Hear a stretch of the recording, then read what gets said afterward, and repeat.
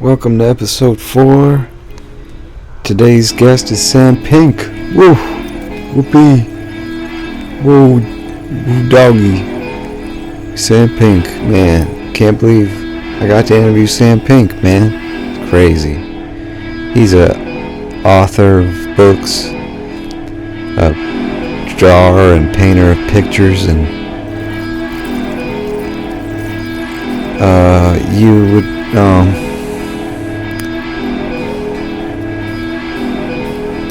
an American treasure, really, He's a treasure. A mind that we should treasure. These kind of minds, Some people have good minds that make cool, weird things that the rest of us enjoy. And Brother Sam Pink is one of those people, man. And, I'm just trying, no apologies. I'm just practicing doing a podcast, so, I'm just trying to ramble, see how I could talk, and so, I'm not too proud of my interview skills in this, but I did tell a pretty cool story, and, but yeah, my interview questions weren't very good, like, I don't know, you'll see, but, I'm just trying, man, and so, yeah, enjoy the podcast. We got some special musical, the music you're hearing right now is like, there's a story behind it, and stuff, and I'll tell it in this, and, enjoy it. Alright, yeah, I just screwed up, I thought I was recording, I wasn't recording, and,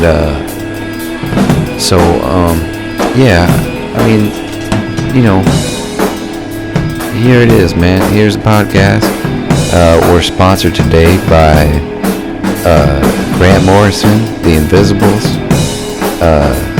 Israel Regardi and the Golden Dawn, and Devendra Banhart, and the Weeping Gang, Bliss Void, Yab Yum. And I hope you enjoy this conversation with Sam Pink. And I hope you enjoy, your whole life and everything, you're not going to enjoy everything. Some things, because then you wouldn't enjoy anything.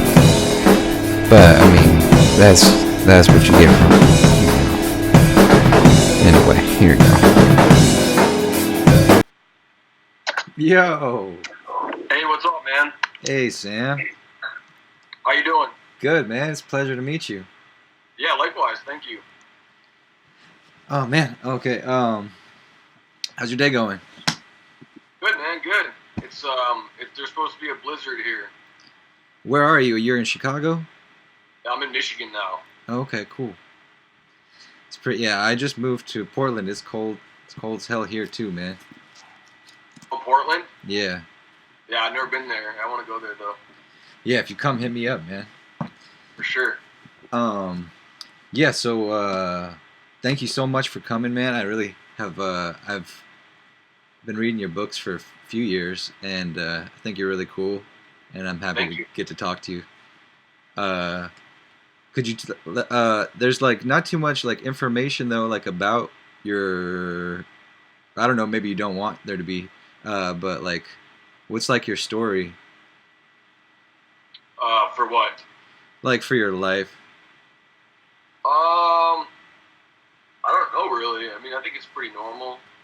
I've been drawing for a long time, and I've been writing for like 10 years now. That's pretty much it. There's nothing really to it, I guess. Like you were in a band first, and then you started writing? I played musical instruments growing up, yeah. Okay. And then like maybe we'll just start from like the beginning. How did like you end up writing Person? I think I was looking to write like a longer thing because I hadn't written anything longer yet, and I had been sort of compiling small things, like I guess guess like chapters. I didn't really know it, but like I was writing chapters for it with the idea that life kind of seemed like a cartoon, I guess. So I was trying to write my life that way. And then I had this whole thing, and then one night I went for a walk, and I wrote down a bunch of shit that happened, and that became the first chapter, which I wrote at the end. So I wrote the whole thing and then put it together, and then at the very end I came up with that and then put it together, and then that was pretty much it. So the first thing you wrote turned out to be the last part of the book? No, the last thing that I wrote turned out to be the first part of the book. Oh, okay. Yeah. That's why if you look at it, it's kind of different, but I feel like, whatever, I wanted it there, so. Yeah. But that was the last thing, so. Okay, sweet. And, oh, man.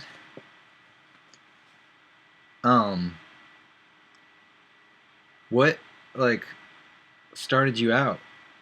Because, I mean, I don't know, you got kind of like a singular style. Like I said, I've always I've drawn since I was younger. Yeah. And like have always been interested in that kind of stuff that you can do like by yourself, and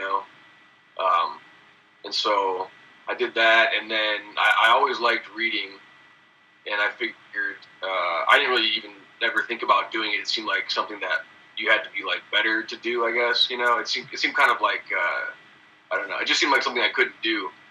And so, but I would write just random shit, like on break if I was at work. I would just write stuff down, and then after doing that for like a couple of years, then I finally did shit that I was like, oh, I like this, and I want to maybe try publishing it. Like I was reading stuff like Noah Cicero. Have you ever heard of Noah Cicero? Yeah, he was the first one I interviewed for like this podcast. He was my first guest. Yeah. He's great, yeah. He was one of the first people. I don't know if you ever read his blog way back in the day, but I used to read that all the time. And that was like something that got me thinking like maybe this would be something that I would do, Yeah, I think I missed out on the blog period of his writing. What was that like? He had a blog called The Outsider, and he pretty much, I think he posted on it like every day, but he would just put stuff up like regular blog shit, like here's some stuff that I thought about today or whatever, and then he would put stories, like he would put a lot of stuff up for free too, and he was publishing a lot of stuff online, so I would read that, and then it kind of like, I remember thinking that his stuff was like the next thing. It connected the feeling of old stuff that I liked with something new, and then I thought, okay, this is cool, like here's like the next piece in this, like in reading or whatever. And so, I followed, or I read his shit a lot, and then kind of started finding out about people that were around him. And then I was slowly like publishing stuff too at that point, but not really thinking about books or anything, just doing stuff. Yeah. Yeah. Who were the older people that you connect him with? Like I was reading Tao Lin, his sure. stuff. Him and Yeah. Noah were publishing a lot of stuff and interviewing each other and stuff like that.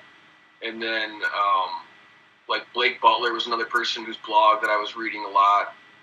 And it's funny, actually, somebody today just contacted me about, he was going through all that old stuff and he's putting it all back together to like, I guess, promote it again or something. He's like going back through old shit and reading all that stuff, and then he's trying to like kind of archive it or something. So, but it was really cool. Like everybody was just doing stuff all the time and putting stuff out, and a lot of stuff was just free, and it felt good. So yeah, it was like a scene that was happening for a little while, right? Like I kind of found out about it, I don't know, around where it was probably ending or something, finding out about it. Yeah, well, one of the cool things about it was that it kind of it created like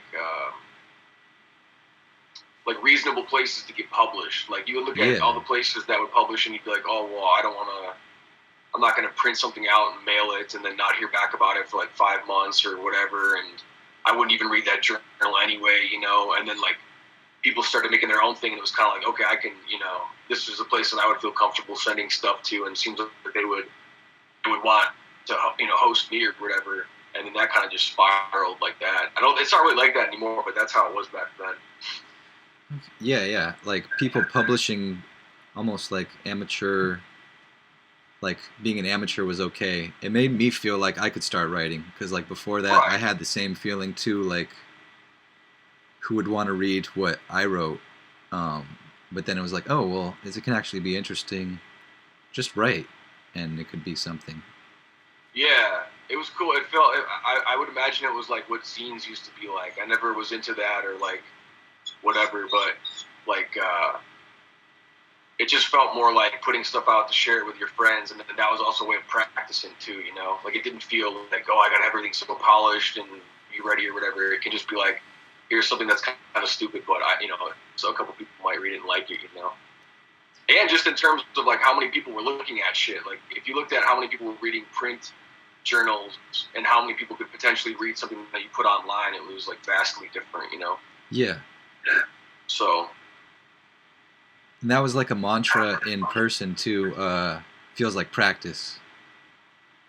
Right? Yeah, that's how I like approaching stuff like that. Like not everything has to be like this is some huge work or like whatever. It can just be like stuff. It promotes like doing stuff and kind of like experimenting. You know, each thing is like a try.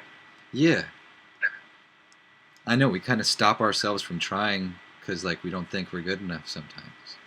Or I don't know. Speaking. Yeah, or you think that it requires more than it actually does. I mean, I actually still do that when I'm writing. Like like if I haven't started something, I kind of think like, oh man, I don't think I can do that again. Like I don't remember how I did that or anything like that. And then you realize if you just start doing it, then it'll eventually happen. You know? Yeah. So. My friend who's an artist said something. I don't know if you would bounce off this, but he was kind of telling me, like, even if what you started off with, like, maybe wasn't too great, but like the more energy you like put into it, or like the more focus you're putting into it, or attention you're putting onto it, it just like becomes something. Yeah. What do you think about that? Like you know how when you like if you have like clothing that's really, really old and it's like you like it, it's like really comfortable and you like it better than something that's brand new. Like, yeah. Kind of worn it in and it's been through a lot of stuff. Yeah. I feel like for me that's how writing and drawing are too. Like the first thing that you do with it is really like thin, kind of superficial. There's nothing really there, you know. Yeah. But then the more that it's like kneading or braiding or something, the more that you work with it, the more new shit happens and opens up, and the more that you can start tying things together. That's how I do stuff. At least I don't plan a lot out in advance, you know. Yeah, that's the feeling I get from your drawings. Is that it kind of just like because my drawings are sort of similar in the patterny kind of. I don't know. You make something and then you draw something around it, and then you maybe make lines through it or spikes around it, and then just add to that, and it keeps kind of. Before you know it, you kind of have something there. Right. Yeah, it's like a puzzle that you're making. Yeah. So, I mean, do you what? You got a dog there? Yeah. Like, is your job now taking care of dogs? Oh, it seems like it. For the last month, I've been doing this kind of stuff, but no, I'm just watching him for this weekend. So I took him out for a walk before I called. Right on. Get him tired, and it's starting to snow. So, but what do you have any like rituals or practices that you do every day? For in terms of like for writing or drawing, or just in general? Like in general, but also like I guess for writing and drawing, yeah. No, I don't. I mean, I tend to do it late at night, but I also try not to have. I'm sure that I do if I really thought about it, but I try not to have that kind of stuff, you know, because then you get. I mean, it's cool because it can help you. If I'm really into something, I'll put the same song on over and over again, just to kind of like.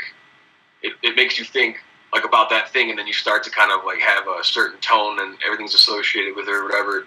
But other than that, I try not to have too many like concrete things that I have to do, because then I feel like you start to only think one way, and it doesn't. I mean, just new stuff will happen if you do something differently, you know. So yeah, I hear you. Yeah. Do I feel stupid almost asking, but like, do you meditate or anything? I tried meditating a long time ago, or not a long time ago, but when I was in like high school, and it was cool. I feel like that's what, to me, drawing is, or like any kind of thing like that is like, Yeah. it's purposely sitting down for a long period of time without focusing your mind on anything necessarily, or at least not focusing it on anything that's like right in front of you and practical, you know? Yeah. And so for me, it's the same thing. Like, I feel pretty peaceful when I'm doing that kind of stuff. Mm-hmm.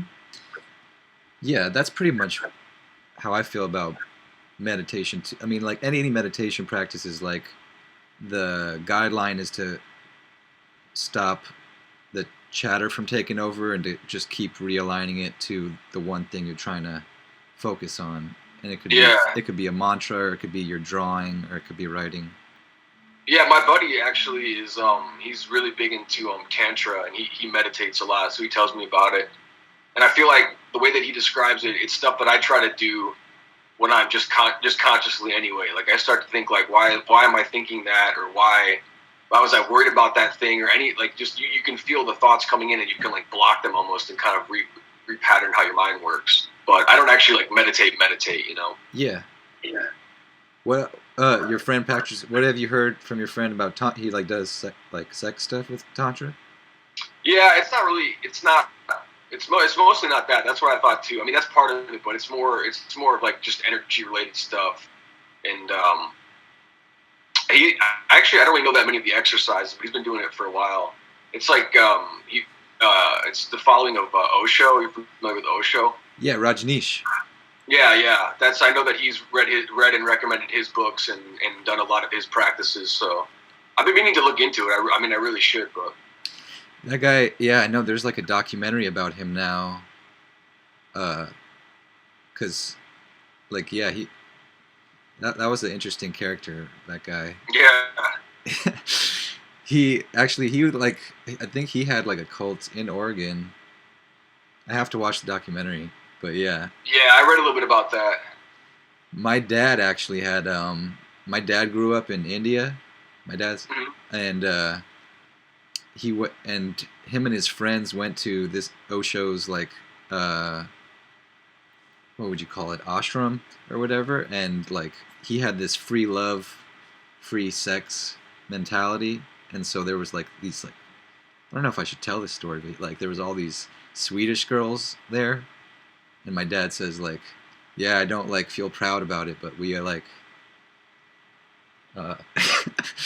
just like they all like did it like on the lawn or something, you know. Yeah, that's the feeling I got from reading about this guy. Yeah, crazy stuff. What art excites you? Like, what do you enjoy? I was mostly, there's a lot of like visual art that I like now. Just people that I follow like on Instagram or whatever. Other artists that have like reached out to me and we've traded stuff or follow each other.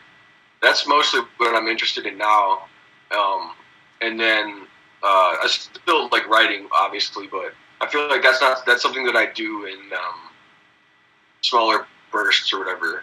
Whereas like I can like probably draw or paint every day, you know? Yeah. So. Why do you think it happens in smaller bursts, the writing? I feel like maybe part of it is that like stuff has to build up. Like I feel like you kind of have to let, or for me at least, I let certain things kind of I don't know, like they build up before they kind of become something that I understand, you know, or like I'm in a certain environment and it's either a totally new environment and I'm trying to what it's like to be new there, or it's an environment that I'm really familiar with and I'm trying to figure out all the things that make it something that I understand. And then that kind of stuff just takes a long time for me at least. And so usually I like long periods go in between after I'm done with something before something kind of new and exciting happens. Because a lot of it is like I don't really make a lot of stuff up, so a lot of it is like, you know, if something interesting happens, and I'll write about it, and if not, then that's fine, like whatever, you know. Yeah, it seems that way, that it's all straight from your life. Yeah, I'm really not good. I always tell people like I don't really have that good of an imagination when it comes to shit. It's not like, true. If something happens, I can think about it. But yeah, but I mean, in terms of like, if anything that I've ever planned out in advance has always been pretty bad in my opinion. So I hear what you're saying, but you got a cool imagination. I've been looking just like knowing our interviews coming up, just looking at your books. I've read 5 of your books. Nice. For the camera person, I'm gonna clone myself, kill the clone, and then eat it. Self-esteem Holocaust comes home. No Hellos diet. This is the first one I read, and then Rontel.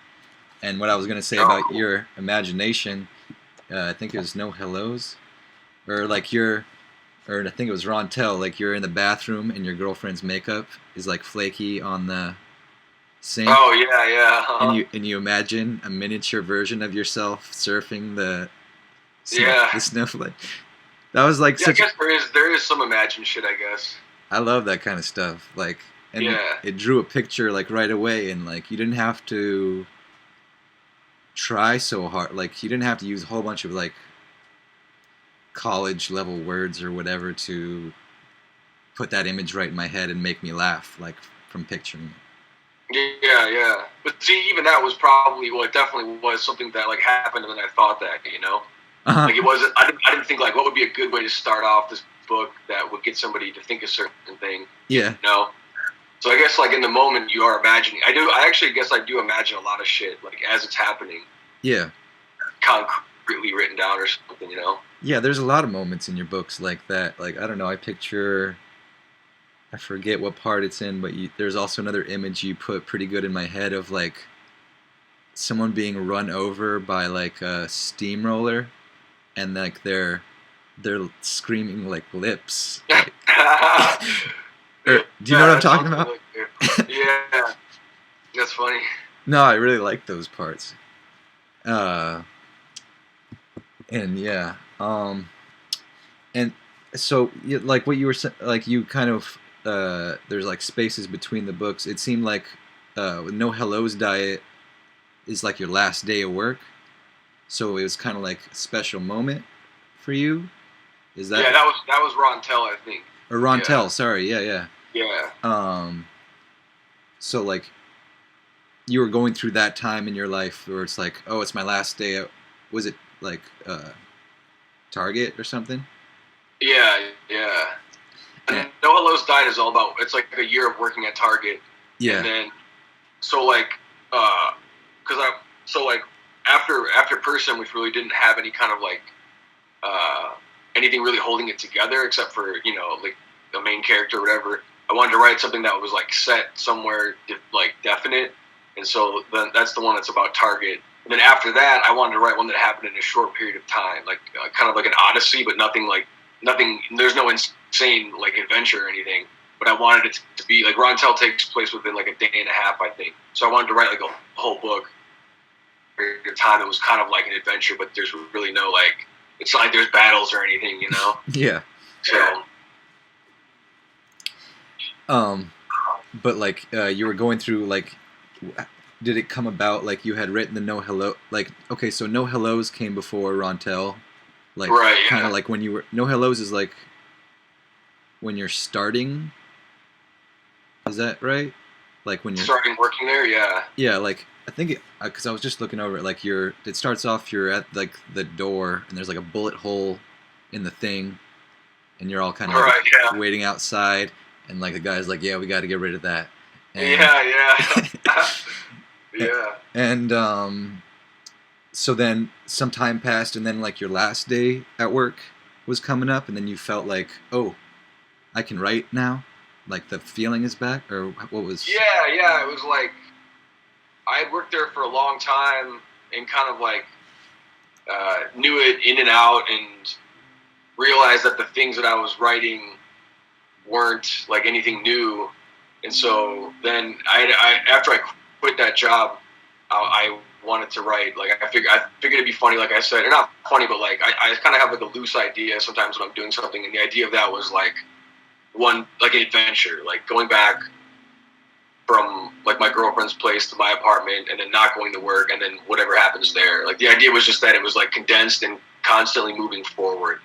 There's no like real gaps in time or leaps or anything, or like any supposed like times that pass. You know, it's not like, oh, this is the next month or whatever. It's like all one long thing that happens. So. And do you write down dialogue as it happens sometimes? Like when you're in the back room with your coworkers? I'll do that. If it's something that really sticks out, I mean, a lot of times I'll just remember stuff. Like I feel like I used to do a lot of memory exercises when I was younger, like trying to remember things over and over again. That was stuff that like feels like I should write it down, because I didn't have a phone for the longest time. Now I'll just write a note down on that, you know? Yeah. Or like carry some paper around or whatever. But for the most part, if you just keep thinking it over and over again, eventually you won't forget it, you know? So I do definitely try to like get some kind of snapshot of it, you know, because it did something that I liked. Or totally, you capture the music of a lot of language that doesn't get captured. Like I can hear the like the old fat black lady, or whoever, you know. Right. Yeah, I try to do if there's something like unique about the way that someone speaks, then I try to like get that, whatever it is, whether it's like a Chicago accent or like somebody with no teeth or any of that kind of shit. Like, yeah. To me, it's just weird that you would ever change how somebody talks for it to like look a different way on paper, you know? Right. Like it's not none of it's like right or wrong. It's just weird that you would like if someone says the word ain't, it would be weird for you to write am not, you know? It's just weird. Like, so to me, that's all it is. It's always just about like getting the thing as it is. What does the thing look like? How does it feel? What does it sound like? All those kind of things. Like, for me, that's the kind of writing I like, when I'm like, really, I can definitely know where I'm at. I know what's going on. And so. Yeah, it puts you right there. It's like you can hear it. Yeah. Yeah. I haven't gotten to read your last, what was it called? White Ibis and Garbage Times. Yeah, Garbage Times, yeah. What's your favorite work that you've done? Or if that's a stupid question, you don't have to answer that, but like. I don't really, like, I feel like, everything that I'm doing like at the moment is my favorite thing. Totally. Because yeah, that's kind of how I judge it. Otherwise, like I shouldn't be doing it. Like if I like the thing that I just did before this more, yeah, then I feel like maybe I shouldn't be doing it for a little bit or something. Like every time that you do it, for me at least, I always want to think like, oh, this is something like I want to make something that's so good that I want to be like, just forget about the last thing. Like check this one out, you know, like check the new thing out. Like yeah. So. For me, at least personally, that keeps it interesting, and I think keeps it like quality, you know. But I don't think I really have a favorite. Or it's your favorite is always like either what you're working on now or what you just made. Yeah, or the next idea or something. Yeah. For sure, yeah, I totally get that. I feel that way. Yeah. Sorry, I have these pauses thinking of questions. I'm kind of like practicing being an interviewer. But like, what about like I guess I found out about you first. Like, I found out about Tao Lin. Also, how did you meet him or connect with him? I think I've been reading his work for a while, and then he, I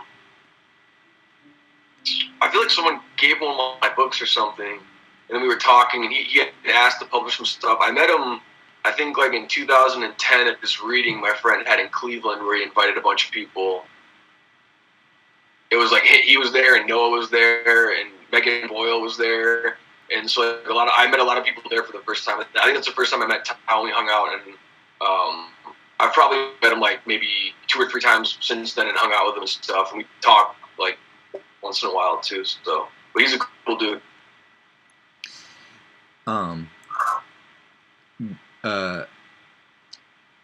What are some of the last books that you've read? I read a lot of books that people send me now, like that they're working on, and I don't read nearly as much as I should. I kind of tend to like focus on whatever I'm doing, but one of the books that I liked recently was called Welfare. It's by Steve Anwill, Came out through New York Tyrant Press. Have you heard of Tyrant Press? Yeah. Yeah, they just put his book out. It's really good. Okay, sweet. Yeah, they sent me Megan Boyle's live blog. Oh, nice. Yeah. I remember reading that when it was online. Yeah, I guess like I was like waiting on that book for a long time. I didn't even know that it was like available like that, just like online. I don't know. Yeah. That was like years ago at this point, though. Yeah, but it's a good book. Yeah. What about movies or anything like anything turn you on recently? No, I don't really. I usually don't watch a lot of movies, or if I do, it's like the same. It's like I like to watch action movies, you know, and like I'm pretty ignorant about film, and I don't watch like good film. Like I'll put on Commando while I'm drawing or something, you know. But so yeah, actually, that's one of the next things I want to get into. I want to get into writing those again, like just completely off the wall, really crazy action type stuff. That sounds sweet. Yeah. I would love I would love to somehow get involved in that, writing like action scripts or anybody with any kind of like film experience or anything like that. I think it'd be really good. For sure. Okay, so you're talking about writing like a screenplay? Yeah. That'd be dope. Yeah. I'd even be down to try filming it myself. Like I've thought about just buying like an old camcorder. Yeah. And like trying to like coordinate having like a bunch of people come stay with me or whatever, and then just doing it, you know, like being earnest about it, but also like knowing it's probably gonna just be totally, you know, shit, you know. Yeah, but who cares? Yeah. Yeah, I mean, it's fun. It's a lot of fun, you know. Dude, I like making movies too, so if you wanted somebody to be involved, I'd be happy to be involved. Yeah, that's the next thing I'm gonna look into. Cool. Yeah, I think that actually kind of fits in with your aesthetic, like just the action movie aesthetic. I don't know. Do you agree with that? I grew up watching like wrestling, like pretty much everybody, you know, my age. So like, I feel like those things all kind of go together. They have like really easy morals, and it's like it's fun because you're rooting for the person because the good and evil are so clear cut. Yeah. That there's like no way you can't be for this guy and against that guy. You know, it's like indulgent, but it's really funny. So. You're not working on anything like that right now? That's just something bouncing around? Or like yeah, no, not really. But I have thought about that a lot. What like do you dream a lot? What are your dreams like? Yeah, I dream. I mean, I dream every night. I don't really have a lot of them are like I have to get back home from somewhere that's really far away. That's usually like a recurring one that I have. Oh, okay. Like it's one long dream where I'm like, you know, running through fields and like crawling through like small corridors and shit like that. Yeah. But do that kind of shit. I know it's like weird when somebody asks you about your dreams because they're hard to remember a lot of the time. There's so much that happens. But I used to dream a lot about being like not in a plane crash, but I will like part of the dream will be right after a plane has crashed into water, and then I have to swim back to the shore. I had that one a lot too. Wow. So you'll have recurring dreams pretty often? Yeah. I mean, I used to. Lately, I really haven't. Okay. Or another one I've had is like being in a plane, but the plane is just like driving on the road. Like it doesn't take off. It's just like driving. So there's a lot of plane shit. I don't know what that means. That's interesting. Yeah. I love dreams. Like I try to, or when I was like a teenager, I kept like a dream journal into like my 20s. Yeah. And tried to like, when I had a good long one that I could remember, I'd write it down. Yeah, it seems like a good practice. I think it helps you remember your dreams better. Right. Because you kind of like, a lot of times you can only really recall one thread. But then if you can just write that part down, the next part sometimes right, comes yeah. after. That's what I mean about memory exercises, like that kind of stuff. Like you don't realize how much of your memory is like on you to actually activate and work with, Yeah. And like doing shit like that helps. Or um, I remember reading about this practice where at the end of the day, like when you're going to bed, you try to remember your day backwards. Like you try to remember, okay, what did I just do, and then eventually you're supposed to get more and more particular about your memory. Like when you first do it, maybe you'll try to remember backwards like 5 events that happened, and then after that, you try to remember more and more and more. And the idea is that eventually you can remember even further back in your life too. I don't know whether or not that's true. I don't know, but I mean, it certainly would like sharpen your memory. Yeah. So could you explain the memory exercises that you used to do?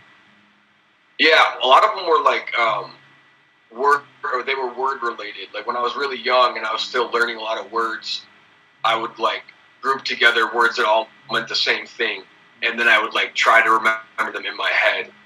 And then like eventually, then I would just remember those words, and then a lot of it, especially when I started writing, it was the same thing. I would do like try to remember just with my mind as I could, like as it was happening, and then afterwards, just kind of like replaying shit. Because it's like you said, like on the surface, you might not remember certain things, but by remembering one of the other things, it will open that thing up.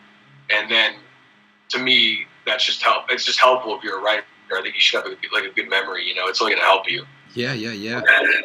I think if you don't write down all the dialogue, then you do have a pretty good memory for bringing that stuff back. Yeah. If you're not writing it down when it's happening, because you get it pretty good as far as like misspelled but phonetically correct. Right. I also I can do impressions. Like I found this out that I can like do an impression of pretty much anybody. And so I feel like that's part of the thing is like trying to like figure out what the thing is and like what it would do, or like emulate it in some way. And so that I feel like that's been a good exercise too. Totally. It's just part of the. Yeah. Did you start out as a kid just doing impressions of TV stuff, or like your mom, or like whatever, and then like your dad, or your like whoever? Right, and then or like a coworker, more specific things that only certain people would know. Yeah. So, but yeah. I love that shit. It is. It's a funny thing. I feel like it's like a dying art or something. Like remember, like comedians like 20 years ago, like they always did at least like one impression or something. It's true. Yeah. Now like nobody does them anymore. Yeah, or it's like one guy who does like a bunch of them, but like yeah. But yeah, it's not. Man, yeah, that's like. You're right. It's a dying art. Yeah. Do you got any good? Or I won't ask you to do any impressions. Yeah, it's hard to do on command. It's really that's the worst, right? Yeah.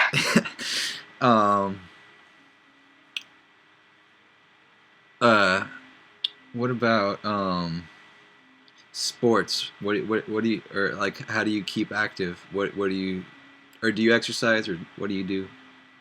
Yeah, I lift weights now. Lift weights for exercise, and then go for a lot of walks too. Cause I kind of live like in the middle of nowhere now, so I can go for long walks and that kind of stuff. I do some boxing too. My brother teaches martial arts, so sometimes I'll like spar with him, or he'll teach me some shit too. So sweet. What about music? What do you like? As far as music goes, like, or do you still make music? What did you do with music before? I don't even know. I grew up playing the drums, and then like I did some like electronic stuff too. I have a drum machine and learned about that, but I really haven't done that kind of stuff in a long time. It's really takes up a lot of time. At least for me, I'm not really that smart with the tech stuff set up through a computer. Like I was used to using like a 4-track. Yeah.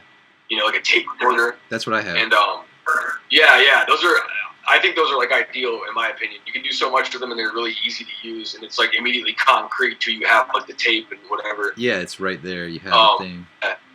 But do much music stuff anymore. I mean, I've actually been thinking about it. I would like to, because I really enjoy playing the drums, but it's like hard. It gets harder because you need to have like a place to play them and all that kind of stuff, So yeah. I know, man. I I'll confess like a thing to you, because I don't know if there's a statute of limitation, or it probably doesn't matter, but like I love the drums too, and like I got a job at a rehearsal studio for a little while, like some years back, because I was going there to like practice the drums, because you could like rent a room for like $12 an hour. Yeah. And they like the owner was always trying to fire me. Like he was always like nitpick. He would just call up and like nitpick, and like be like, "Why didn't you do this way?" And like, "Are you sure you still want to like work here?" and all this kind of stuff. And, like, they're being really passive. Yeah, and eventually, like, it came to like a point where I showed up one morning and I went to the front desk, and he was there already. He would never be there. He would just like call in and kind of bother you on the phone from time to time. And then he was there, and then he like, I already kind of knew actually, because they were training 2 people behind my back, but I found out he didn't know I found out. Anyway, so I show up and I kind of already know like that's what's happening, and then he fired me, and it was like a really big cut to my soul. Yeah. Because it was like, I don't know, playing drums, it was like church, kind of like. Oh yeah, having access to that's valuable. Yeah, and so I was obsessed with how to like, because losing that was a big deal, so I schemed on it for a while in my mind, and then because I knew how the place worked, it's kind of like one person is in control of the studio at a time, and then like you're the manager, you're taking care of everything, and I know that the person who's doing that is usually always kind of like fucking off, because like if you go there as a customer, you always got to press the page button for them to come like help you. Oh yeah, let you in. They're usually locked up, right? Well, no, not always locked up, but like, all the rooms are locked up, like, but you can walk up to the front desk and like press the page button. And so I knew it, like that was the dynamic of it, and I knew that they taped a spare key for emergencies under the front desk. So like I thought about it for like a couple months, and then I went there one day and everything went according to plan, and nobody was there.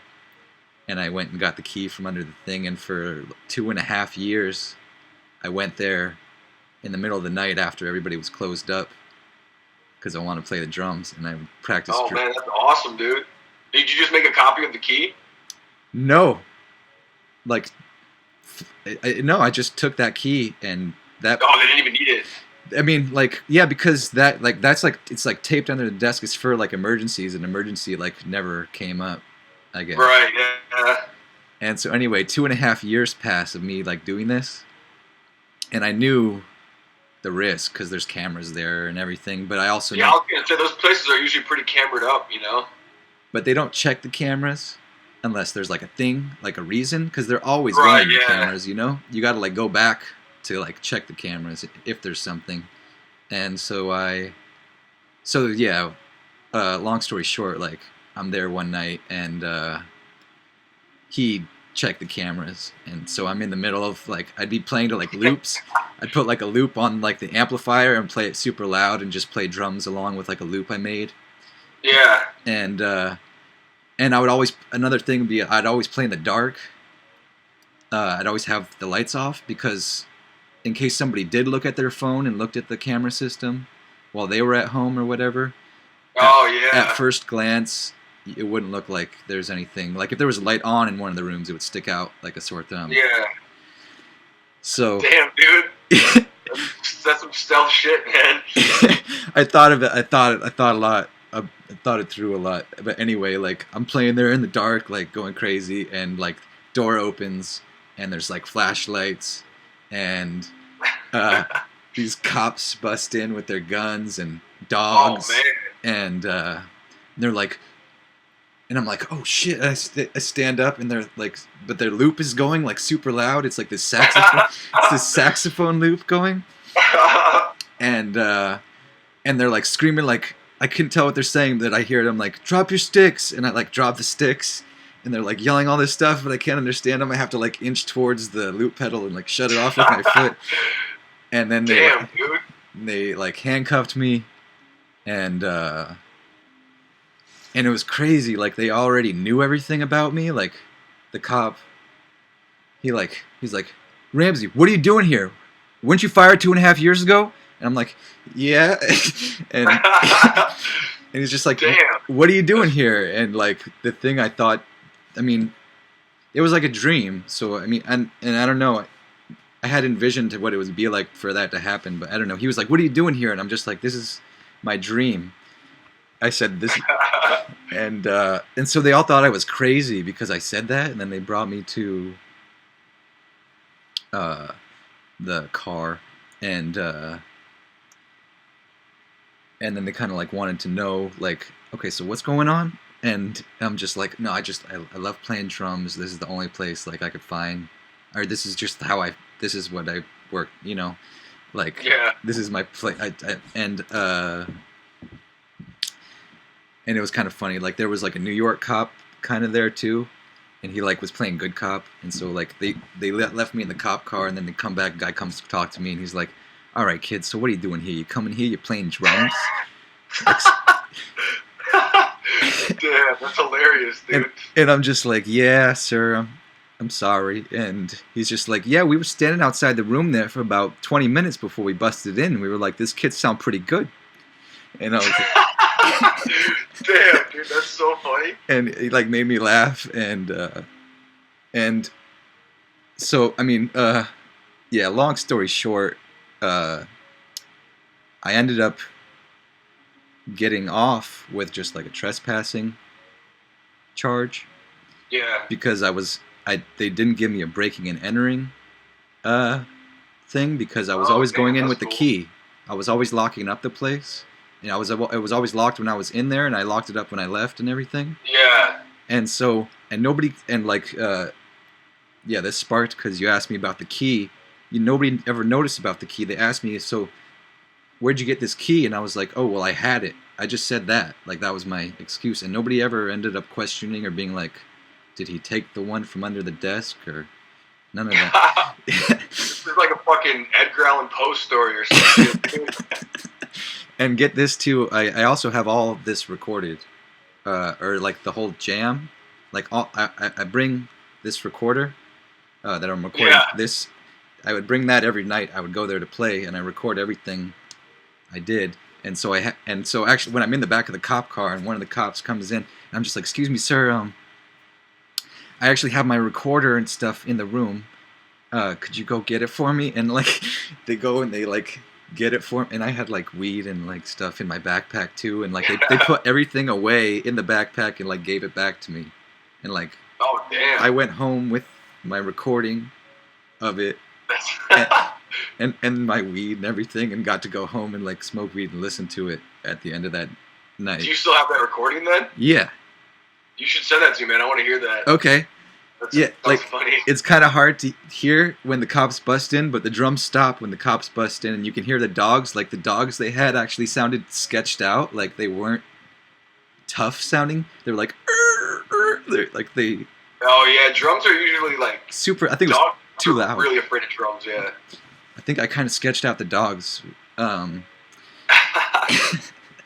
like how the cops they always do that one thing where the one guy, like, yeah, it's like you said, like the good cop thing, like, all right, let's get to this, you know, what's going on here, like, do that shit, like, it's like, what do you mean, man? You just walk, like, obviously, like, you walked in on me playing the drums, you know, like, not supposed to be here. Yeah. And well, like what that cop was trying to get to, yeah, he's playing good cop because he wanted me to give him information. And, right, yeah. And so he was asking me like, so how long you been doing this? And I'm like, and I said, I don't want to incriminate myself, sir. And then he was like, all right, well, you were fired 2.5 years ago, so you've been doing it. And like he's like he wants me to say something, and so right. So I'm just like, I've done it a number of times, sir.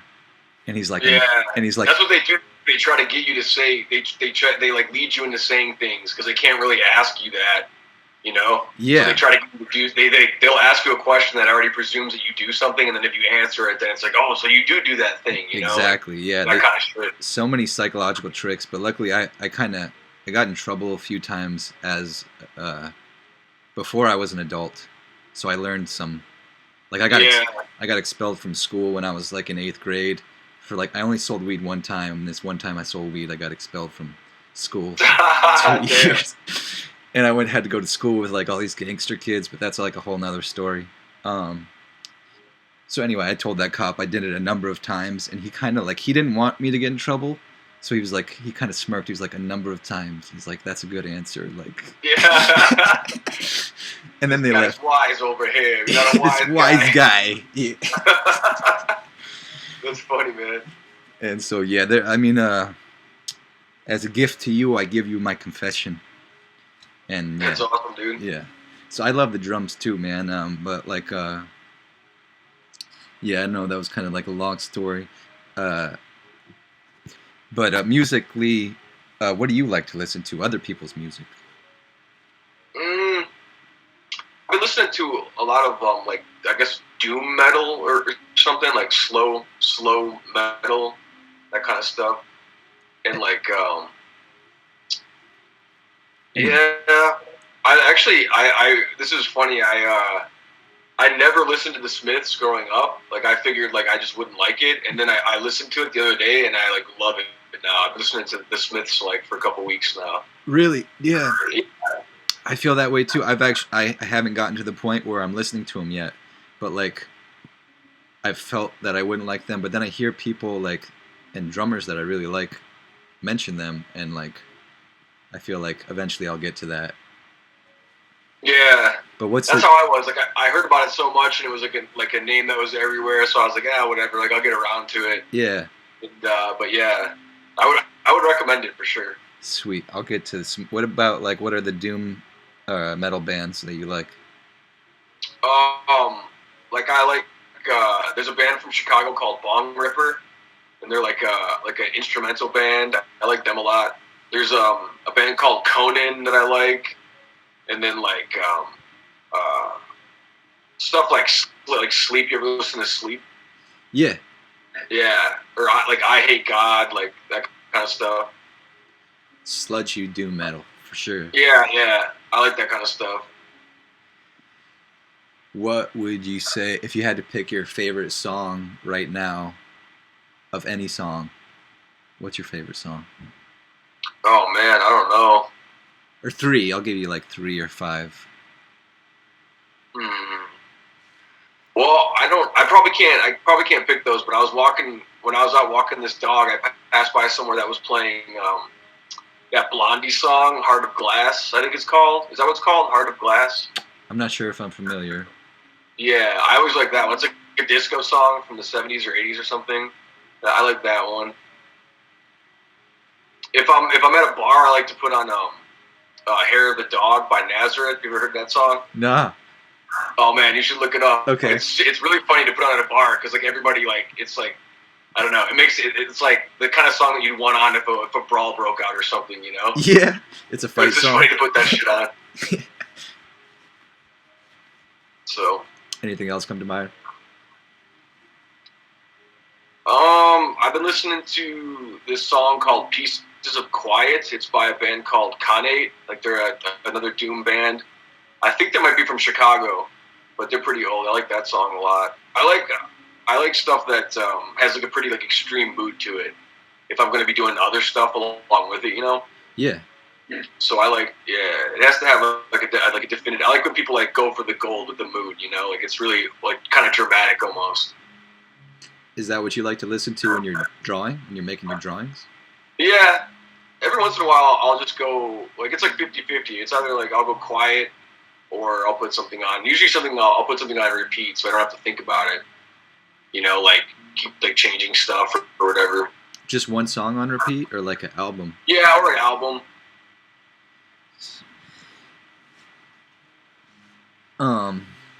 Like what are like some of your favorite albums to put on repeat? Or would it be the ones you just mentioned, or? Yeah, some of those I listen to. There's a band called. Have you ever heard of a band called Prurient? Yeah. It's just one guy, but he has other bands too, and one of them is called Rainforest Spiritual Enslavement. Huh. And it's like it'll be like the sounds of rain and like some like synthesizer and shit like that, and that stuff's really good. There's I think like an EP called Black Magic Can't Cross Water or something like that, and that one's good.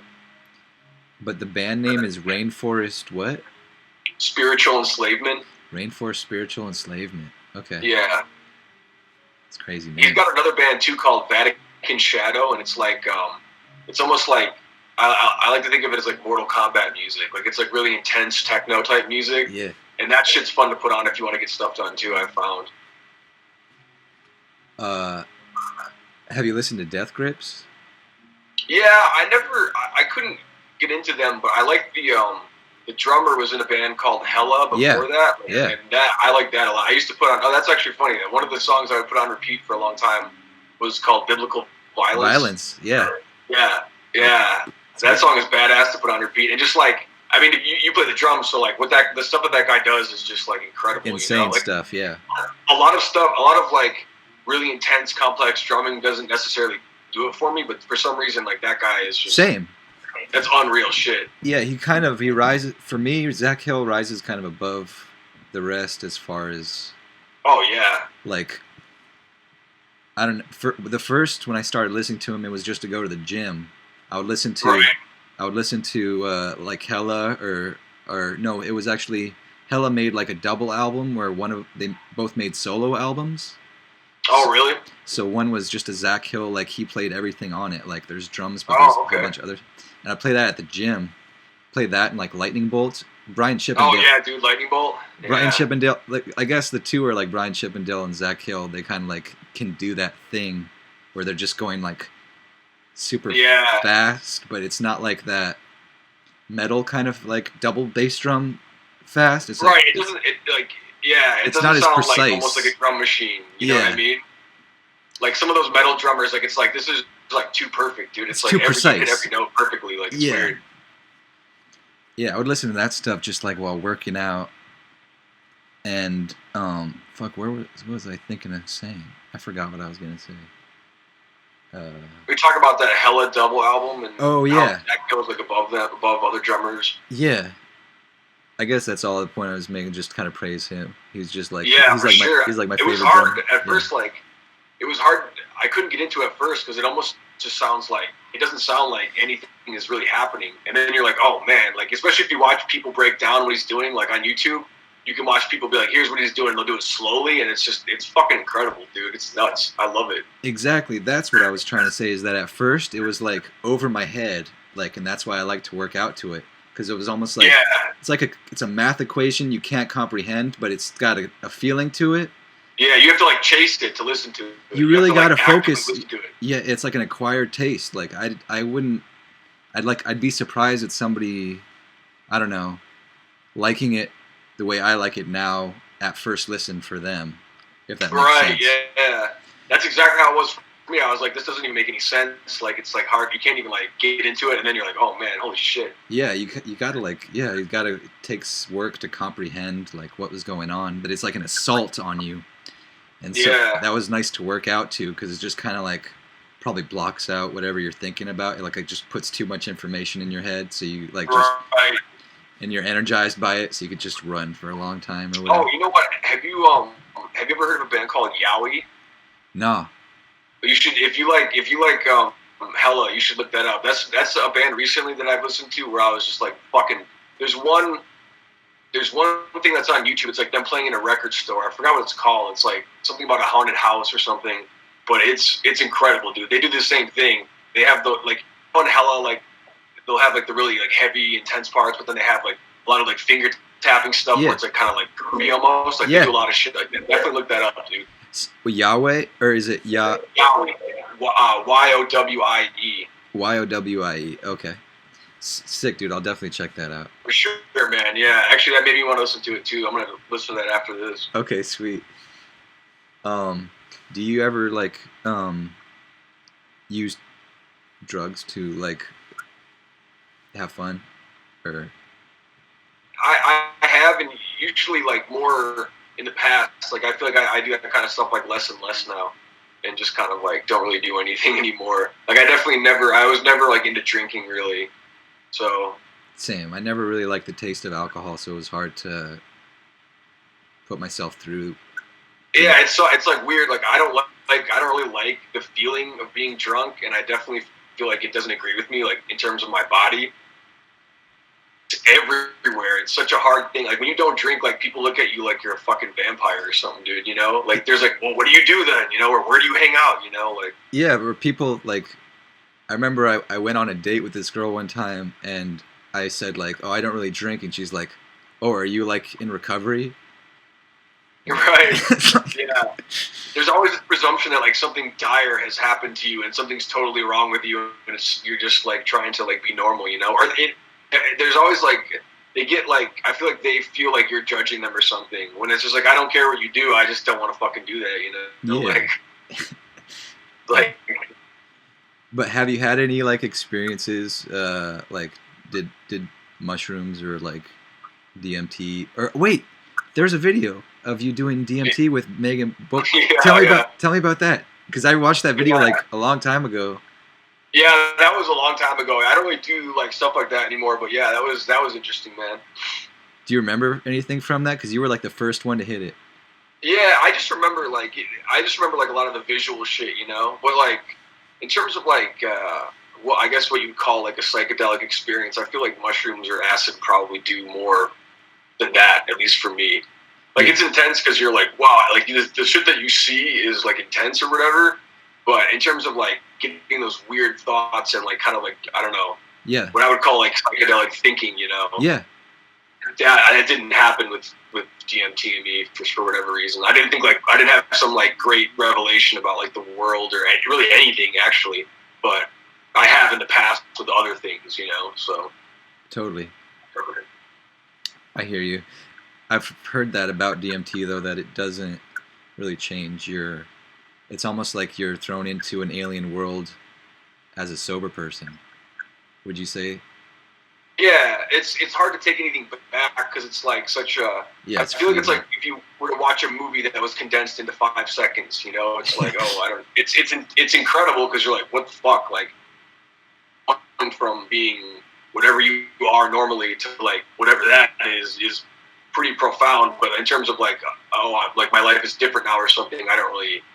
That didn't happen with me, you know. Mm-hmm. Yeah, I've tried it a couple times, but I don't think I did it right or like had enough or something because I didn't have anything like that. But yeah. But I know what you mean by the psychedelic thinking because like I've done like mushrooms and stuff and like had those kind of that psychedelic thinking that like you almost feel like enlightened, like oh right. My life is gonna be better now, like I figured it out. Yeah, there's definitely some like mechanical changes in your thinking or outlook, and, because I feel like there's at least still like with like DMT, there's like nothing of you left. Like it's like your brain is like shot out into the universe, you know. But with the other stuff, it's like okay, I'm still like pretty much me, and I have a personality, and I can like work through it, and think about it, and all that shit, you know. So.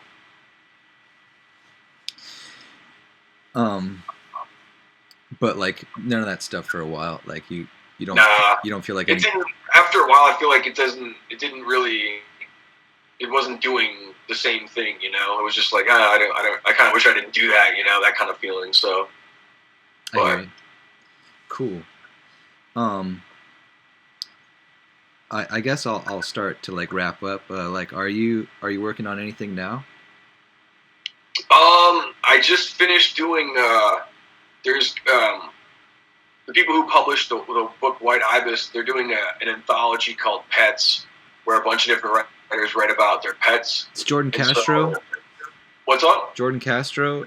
Yeah. Jordan is he's the editor for it. He asked me about it like a couple weeks ago, so I put together like a story for that, which I'm pretty excited about. Cool. And then. Yeah, I actually just yesterday and today I've been thinking that I would like to start like writing a book again. That'd be fun. Some ideas, so. Sweet. And you draw every day? I have recently, yeah. Sometimes it'll be periods where I just don't feel like doing it, but for the most part, it's something I try to do every day, or paint too. So sweet, man. I hope to buy one of your paintings one day, because I really man, pick me up anytime, dude. I really like it. You make some really cool stuff, and I love it's fun. I love watching artists develop, because like they're watching the progression, because your drawings and stuff started off like, well, it's not like your style changed or anything, but like it just progressed, like it kept going. I like it a lot. I just want to say that's what I like about it. And I mean, writing's the same way, but at least for me, painting and drawing are still kind of like new in terms of like focusing on them. And that's the thing I like the most about them, is like unlocking things. Like to me, it's just like a puzzle. Like you can figure out a new move, or like how to use a new tool, and then there's like a new thing you can do then, and that makes it fun. And I feel like it's like good for your brain, like in some intangible way, like you're asking something of it, at least on a regular basis, that isn't normal. There's really no point to it, so it's not like, oh, it's the same shit every time. So well, thank you so much, Sam. I really appreciate you doing this. Yeah, dude, thanks for talking to me, man. Yeah, dude. Do you to let anybody listening know where to find you? Your website, is your website Sam Pink is alive, or what's your website? That's the Twitter. I only have a Twitter and an Instagram now. Okay. So wait, you don't have that website or that blog like style website anymore? No, I don't think I have that anymore. I'll look for it, but I haven't put anything on it in years because like nobody reads the shit anymore. So, but yeah. So but yeah, remember to look up Yowie, dude. Okay. Let me write that down. How do you spell that again? Yowie. Yowie. All right, sick. All right, sick, dude. So it's but on Instagram you're Sam Pink. It's Sam_Pink_art. And then on then in Twitter it's Sam Pink is alive. That's the handle. Okay, sweet. All right, thank you so much, man. I hope you have a great night. Yeah, thanks, dude. Have a good weekend, man. Thank you, man. Thank you. Take care. Thanks, dude. Bye. And there it was. That was the podcast with Sam Pink. I give big thanks to Sam Pink for coming on and really being so generous with his time and putting up with me and my kind of inability to do what the thing anyway. It was great, and now we're just gonna play this out, playing the last song I was playing before the police busted in, and I'll close. It's kind of cool. Like I mean, it could be like a cool. Well, like there'll be some silence after the loop will stop. It's so. I mean, yeah. Okay, sorry. The recording isn't too great. Well, I mean, like you can't hear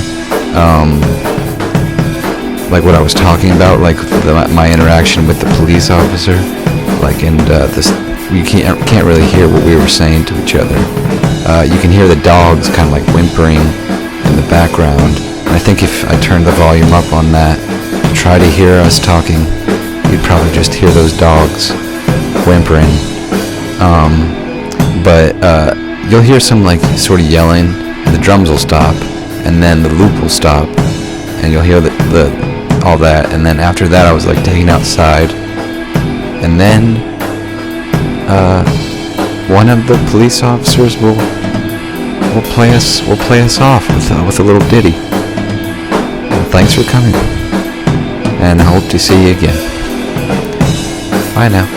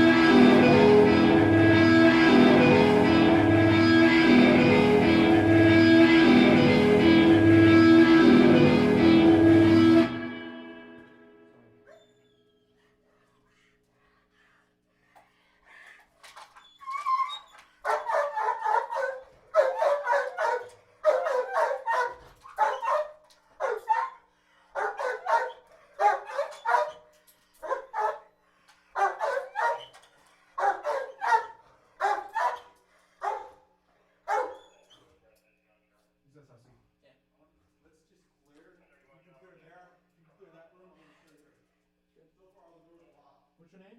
Nancy. What are you doing here? Hang on, you go. Why? That's my dream. Weren't you fired here two years ago?